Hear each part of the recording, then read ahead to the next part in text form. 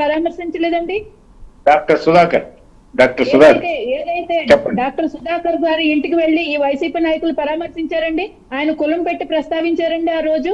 మరి శిరోమండనం చేసిన వరప్రసాద్ గారి కుటుంబాన్ని ఏ రోజన్నా పలకరించారండి వీళ్ళు?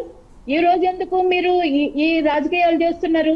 ఇదే మీరు డ్రైవర్ ని చంపిన ఎమ్మెల్సీ ఎవరైతే ఉన్నారో పాప నాయకుడు, మరి అతన్ని విషయంలో మీరు ఈ నేరం చేసిన మా వైసీపీ ఎమ్మెల్సీ కాపు వ్యక్తి అని ఆ రోజు ఎందుకు చెప్పలేదు?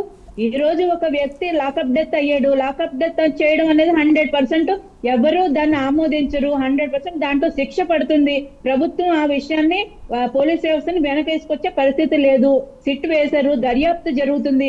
ఈ రోజు మీరు దాని గురించి మాట్లాడండి.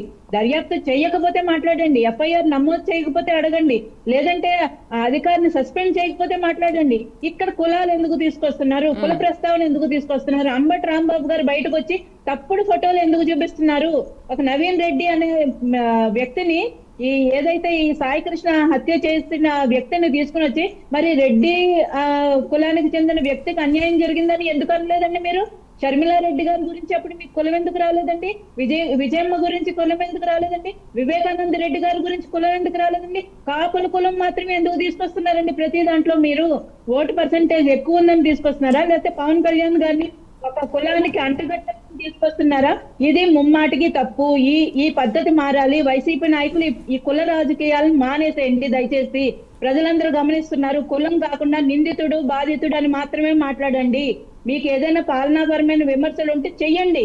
మీరు ఏదైనా ప్రభుత్వాన్ని ప్రశ్నించండి, తప్పు లేదు, మేము 100% దానికి జవాబిస్తాం. అంతేగాని కుల రాజకీయాలని మీరు చిచ్చులు పెట్టి అన్రెస్ట్ తీసుకురావాలి, శాంతి భద్రతలకి భంగం కలిగించాలంటే మాత్రం ప్రజలందరూ చాలా జాగ్రత్తగా గమనిస్తున్నారు. మీ పిచ్చి రాజకీయాల్లో, మీ డైవర్షన్ పాలిటిక్స్ లో ప్రజలు పడే ప్రసక్తే లేదు.